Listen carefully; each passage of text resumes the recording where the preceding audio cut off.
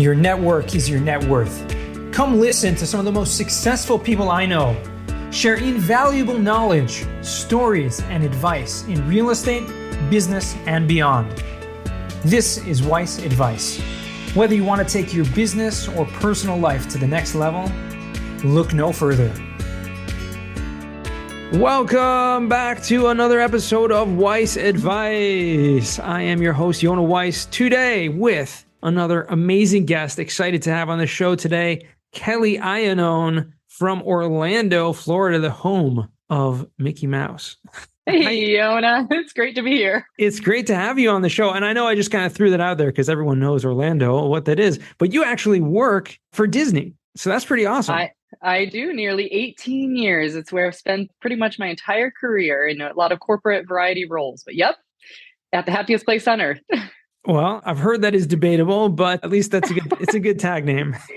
I'll try to bring the pixie dust here too. Bring out as much as you can. I mean, I've heard magical place on us. It is good. I've actually never, I was at Disney World. I grew up in LA, so I went to Disneyland in Anaheim many, many times as a kid. But one time went to Disney World in Orlando. So I definitely have that box checked off. But I'd love to just we know your background as a Disney corporate employee for the last 18 years, but somehow you got the bug for financial independence and real estate investing. And that has really been a driver for you over these past several years. So I'd love for you to give our listeners a little background, a little more context to that, if you wouldn't mind. Yeah. So as you said, I'm Kelly Iannone. I'm a huge advocate for the financial independence, retire early community. And that's kind of, a big part of my journey. But growing up, I grew up to parents who worked in factories. They knew that you get a good job, you work a long career, you get your pension. They retired at 50. So to me, retiring at 50 or 55 was normal in the environment I kind of grew up in, but certainly the more traditional route. So when I graduated with my undergrad, I moved to Florida. I'm from Michigan originally, and I started on that exact same path. Well, about 10 years or so into that path, I, along with my husband, kind of had this realization of where's all of our money going? We were certainly saving in our 401ks, but we weren't building up a big nest egg, and we both had good corporate jobs working for Disney. And we just kind of had this epiphany, and we started going down a rabbit hole of, financial literacy.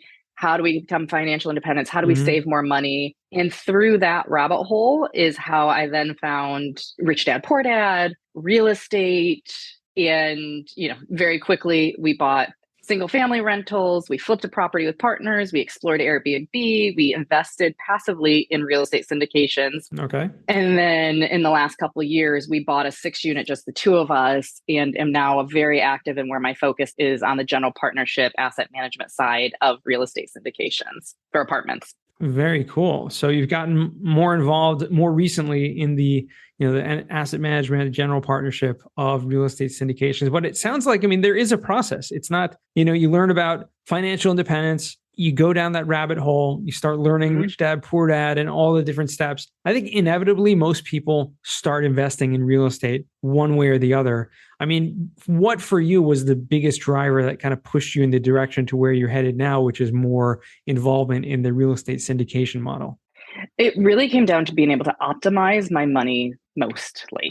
So you've got, in the financial independence retire early community, you've got diehard low fee index fund investors who really follow more of like J.L. Collins, simple path to wealth type model. And that is certainly where our 401ks are, low fee index funds all day long. But when we thought about this excess cash that we had over and above that, we didn't want to just put them in after-tax brokerage accounts. We wanted to be able to get more of a return, have more control. We saw the passive income as opposed to just taking a standard, your safe withdrawal rate from your retirement accounts. Right. So that's where real estate really came into play, is we can really amplify the money that we're investing and get the tax benefits and get the ongoing passive income while the principal that you put in continues to multiply as you pay down your debt service, you have the appreciation and, the benefits that go along with real estate. And then from a syndication perspective, it's really the same thing. We were already actively investing in real estate. And again, we had a 6-unit commercial building that we managed the construction for. And we now have it under property management. We're the asset managers of that. It really was the next step as we thought about how do we scale? And that's where syndications came in. So again, being very much on the active side. And it also serves one of my other passions, which is helping other people invest in real estate, or other people see that achieving financial independence in like 10 years is super achievable. It Wow. really is. I think a lot of people, like most things in life, when we see this big shiny object and it seems almost unachievable, but putting in the reps and just taking one step a day further will help get you there. I mean, what would you say to someone? And I appreciate you for all the education that you put out there. And I've seen some, I don't know if it was you that created this, or definitely posted about some infographics about how to invest and reinvest money, that just to bring you to that, over a 10-year period, literally to create that financial independence. How would you say, what would be the first step to maybe some of our listeners who are thinking, hey, that's me, I'm in a corporate job and I want to be financially independent, but I don't know how? Like, what are some of those first steps you would say? Yeah. So what you're referencing there is an infographic that I put together about a year ago that really is outlining the journey of achieving financial independence. If you can live on about $84,000 a year by investing $50,000 a year continuously over the course of 10 years, then you will have built passive income streams of $84,000 and still had the principal that has grown. So it is so achievable. So from a first step perspective, it's really, you've got to get your financial house in order. You've got to be able to spend less than you earn and invest those savings. And then it comes to compounding that and letting compound interest. They say compound interest is the eighth wonder of the world. The same thing happens with savings or fees, depending on how you're investing. So that is like number one. You've got to get your financial house in order. You've got to spend less than you earn and then invest the difference. It sounds so simple.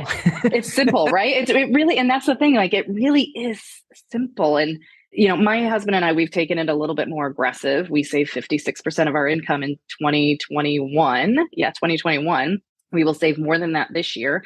But we made a goal that we wanted to live on one of our incomes. And that gives us a lot of flexibility and peace of mind. And, we're not, obviously, because we're not spending it, but we're investing that difference in real estate, which is really amplifying those passive incomes and continues to let us then save more in subsequent years until we get to a point where we will be able to, the money we make from passive income sources will cover our living expenses. And I guess, that's essentially the goal, right? To have the passive income cover your living expenses, and then any excess, just continue to invest. Exactly. Because every time, especially with real estate syndications, the thing I love about it is you're typically, and obviously everyone's different, but you're typically looking at doubling returns in 3, 5, 7 years, depending on the asset and obviously the market and stuff.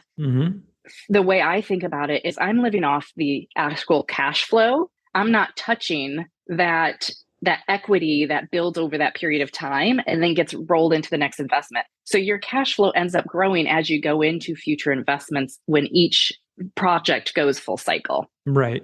And then, again, that's obviously if you just are disciplined enough to continue to reinvest the capital and the growth that came out of that capital. Yeah. I think it's fair to say it's simple, but not easy. Like it's a very clear path of what you need to do and what you can do without sacrificing. Like, I don't feel like I'm sacrificing anything, even though we live on half our income, but it's not easy if you haven't put in the reps and kind of trained yourself, just like working out, right? It's not easy to start working out, but once you get in that process and you've built the reps and you've built the consistency and you've trained yourself, it's easy to keep going. Yeah, definitely not easy to start. And I think that's the biggest kind of hurdle that we need to get over, is to realize that it's difficult to start. It really is. And to be consistent about it and to train ourselves, especially if we've grown up and in our working career have been kind of conditioned to spending, kind of without really thinking about it, or not budgeting properly and not having any streams of passive income. I think that's the biggest differentiator between the wealthy mindset, and the Rich Dad Poor Dad talks about this a lot, obviously, about having different streams of passive income. And it almost like unbelievable when you've never been taught this in school, you necessarily taught this by your parents. And these kind of ideas, hopefully if you're listening to podcasts like this isn't new to you, unless this is the first episode you're listening to, but this should be something that should be beginning to be ingrained in your everyday existence. And if you do have any extra savings, find a way to invest that. And I don't know if there are so many opportunities out there, especially if you're not an accredited investor. It is more difficult to kind of find opportunities to invest, but connect with people in your community and in the communities that we're in, and LinkedIn and the online communities, and Jake and Gina were just talking about, going down to that conference down in Orlando in your hometown.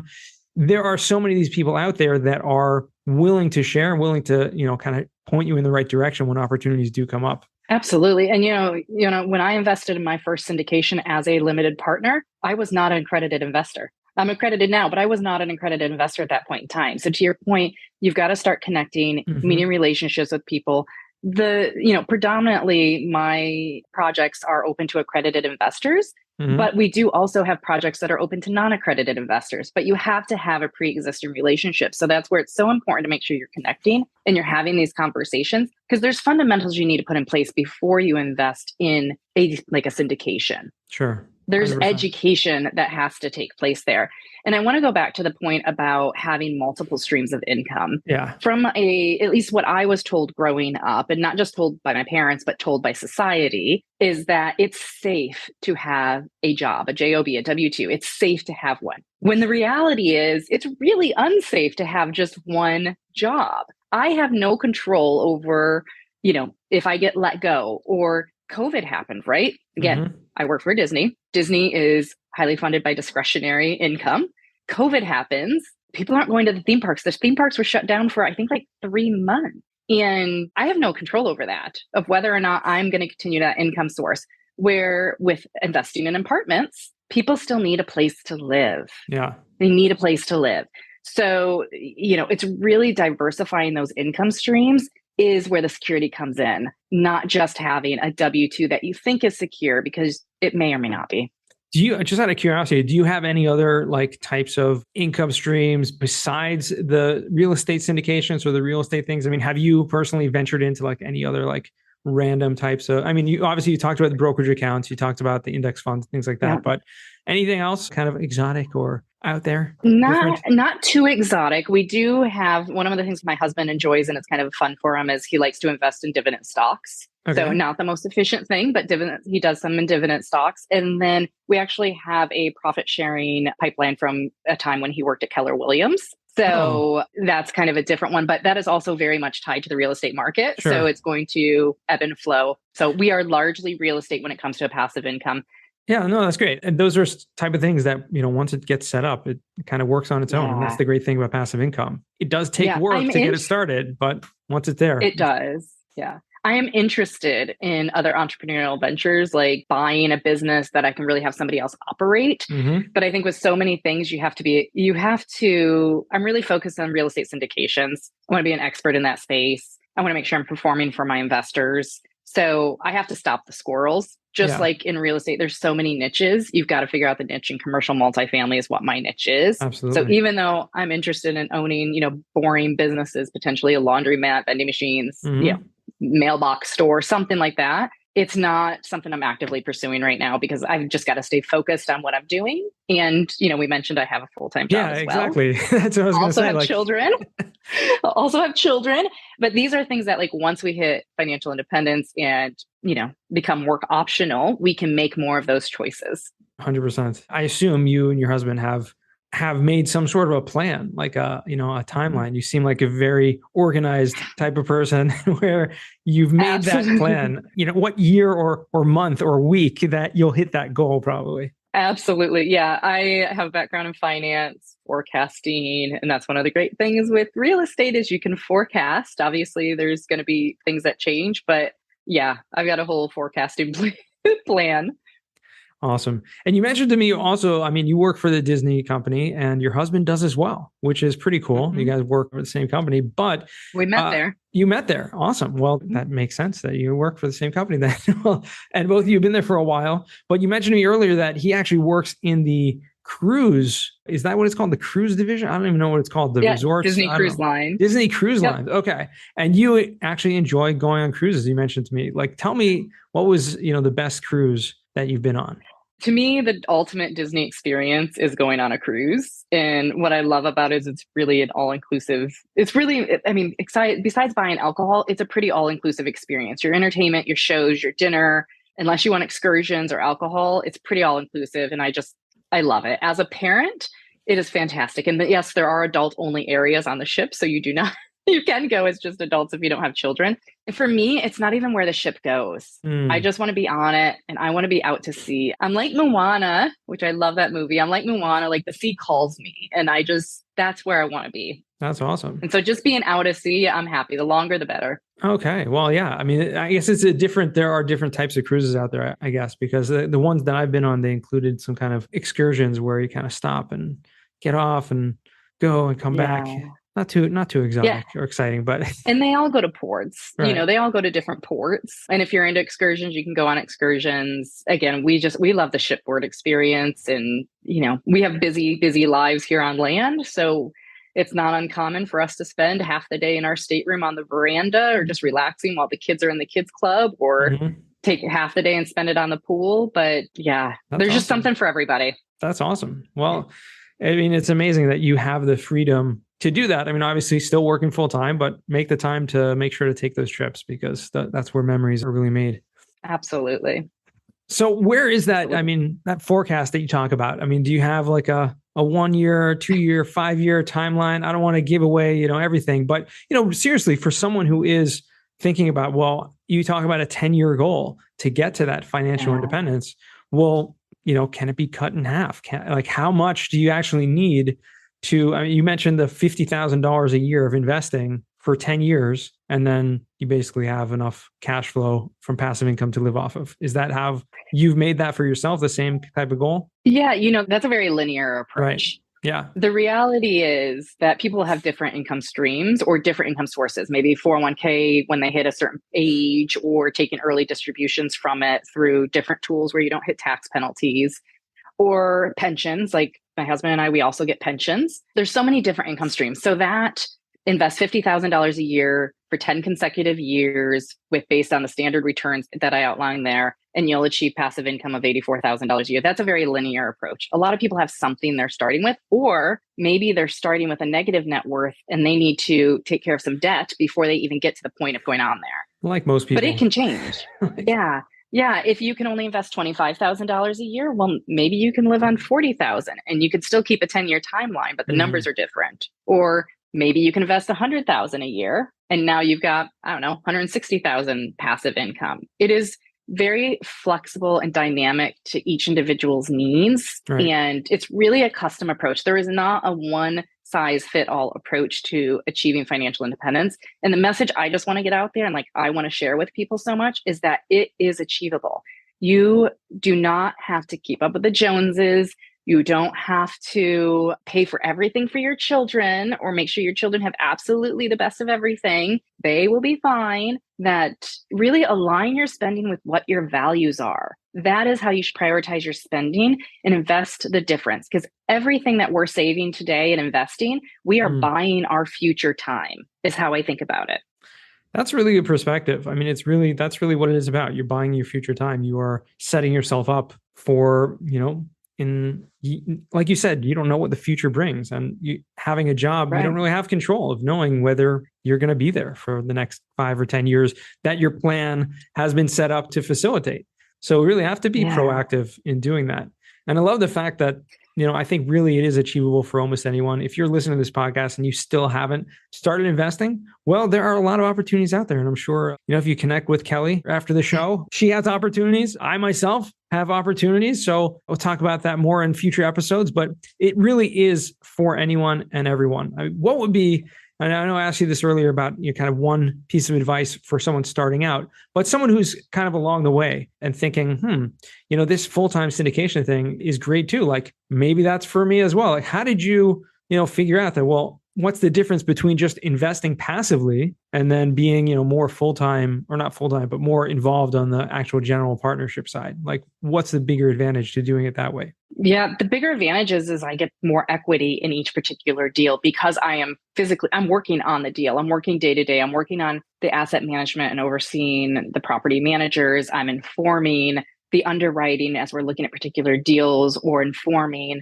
investor relations, so sending out investor updates. I'm working in the deals just as if it was my own deal. And now I am sharing that amongst a team of individuals, which is Mm-hmm. part of how I can do it while I am still working a W-2 job. Right. But the benefit to me as an active syndicator is I get a larger share of the deal. And again, I have an opportunity to bring folks along with me and invest in the deals and grow their own individual wealth and passive income at that same point in time. There's obviously financial benefits. So you get equity, but then there's fees throughout the deal, which are all taken into consideration before we start talking about what returns for passive investors are. Mm-hmm. But there is income potential for syndicators when you close on the deal. As you go through the life of the deal, you've got to keep your lights on. So there's some asset management fees. And typically when you sell an asset, there's a disposition fee or a capital transaction fee. So there are points in time when you also have an income piece besides just the equity.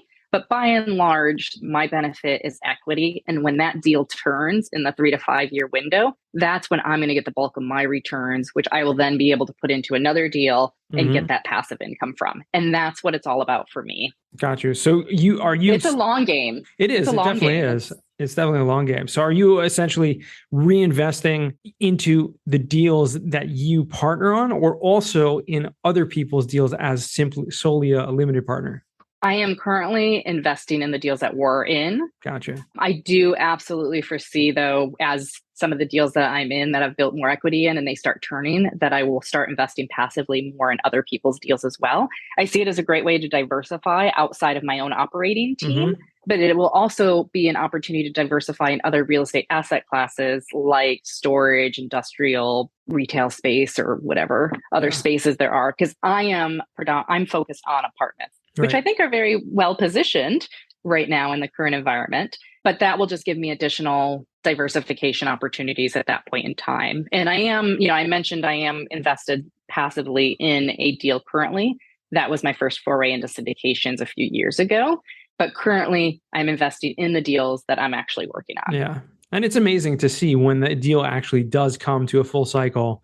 Hopefully, if it's done right and it's operated correctly and well, especially in this current environment, it's hard to lose money. I mean, it's possible. It definitely happens. And I've seen it happen many times. So don't take me for just making predictions that every deal goes smoothly. But when you see that actually come full cycle, it's just incredible to see the returns. I mean, I recently had a deal that came full cycle in a much shorter time span than was projected. And, when you're talking about, okay, maybe a 20, 25%, IRR, this was a few years ago when that was pretty normal returns projections. And it came back with 68% return. So that was pretty cool. It's good to see that. Right. And again, like you said, that just allows you to accelerate that schedule of the financial independence by reinvesting that into a new deal, which is exactly what I did with all that. And, and hopefully that's going to continue paying passive income as well. Absolutely. Yeah, absolutely. Absolutely. I think it's,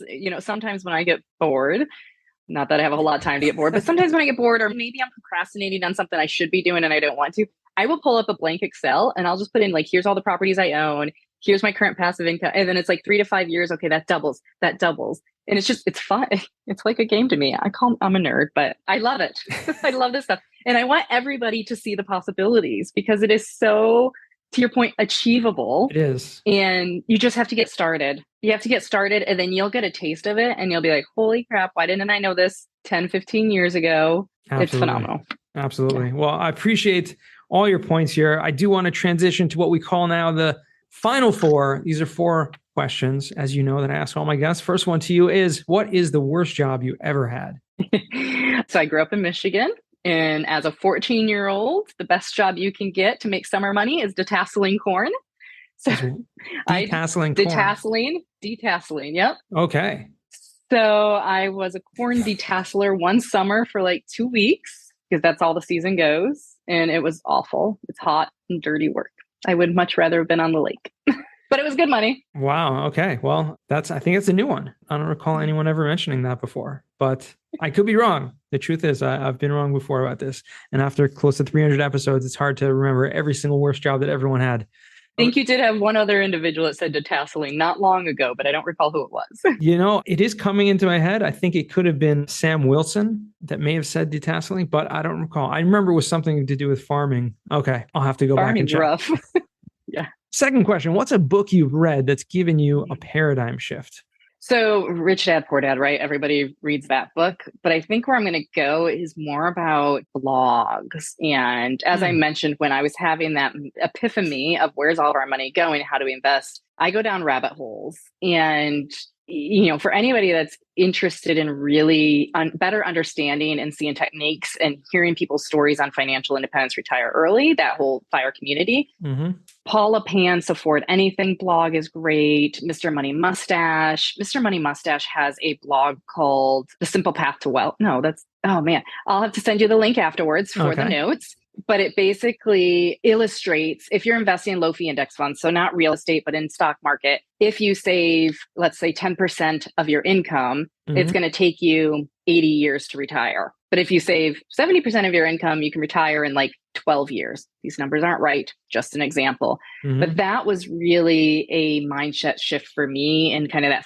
financial literacy 101, 201, which I had a good foundation of, but that was big for me and really got me drinking from the Kool-Aid, if you will, and pulling the strings back, which ultimately led to being aggressively investing in real estate. That's awesome. Okay. Well, I think for anyone who hasn't really gone deep into the FIRE financial independence, retire early community and those blogs and stuff, there's so much literature out there. And like you said, you could just get sucked into that. But the point is to really take it and apply it, not just to read up about it. So definitely put some of that in the show notes there. Mr. Money Mustache. That's a new one to me, but I'll definitely have to check it out.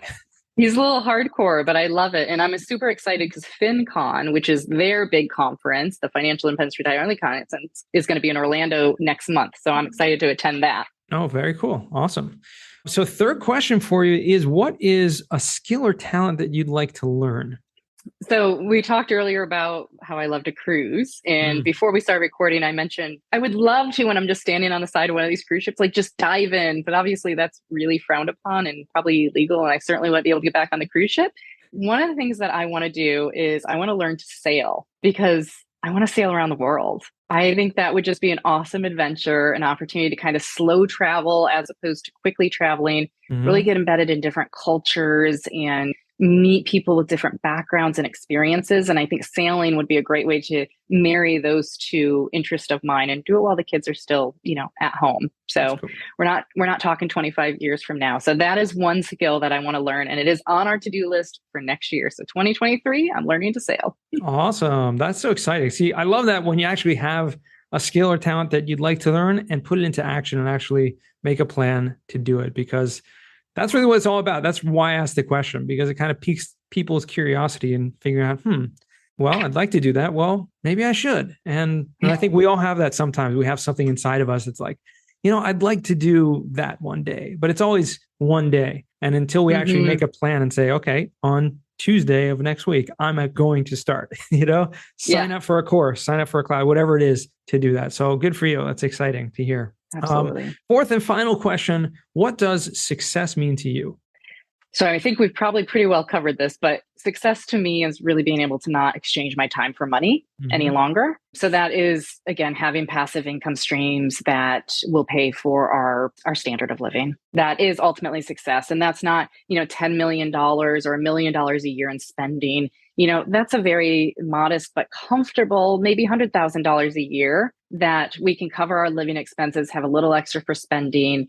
And then from there, we can amplify as we want to. But that's success to me. That's awesome. I love how you've kind of just put it so simply, simplified that definition and understand it. And I think you've built the systems to do that. So I, wish you much continued success along that path. And I'd love to give you the opportunity to tell our listeners where they can find you or reach out to you. Awesome. This has been great, Johanna. Thank you. So the best place to find me is I'm very active on LinkedIn. So you can find me on LinkedIn, Kelly Iannone. You can also check out my website if you're interested in learning more about real estate syndications or just want to learn more about me and, do a little research, anything, that's fine. My website is www.waypointcip.com. And that's Waypoint CIP for commercial investing partners.com. Awesome. So we'll make sure to put that in the show notes for anyone who wants to check that out. Thank you again, Kelly. It's really been a pleasure speaking with you and catching up. And to our listeners, thank you for listening all the way to the end. And remember, the best advice comes only when you ask. Real quick, I have one question for you. Did you like this episode? If you did, I want to ask you a huge favor. See, the biggest thing that helps this podcast grow and that will spread this message to the whole world is that if you leave a review, a rating, and subscribe to the podcast. What that does is it basically tells the platforms that this podcast is out on is that you like my stuff and I'm doing something right. So take a few seconds out of your day, hit that subscribe button, leave a rating or review. I would be extremely grateful. Also, I want to hear from you guys. So I want to hear some feedback. If you have any questions for future episodes, please find me on LinkedIn. Send me a DM, a connection request, Iannone Weiss, and I'd love to hear from you.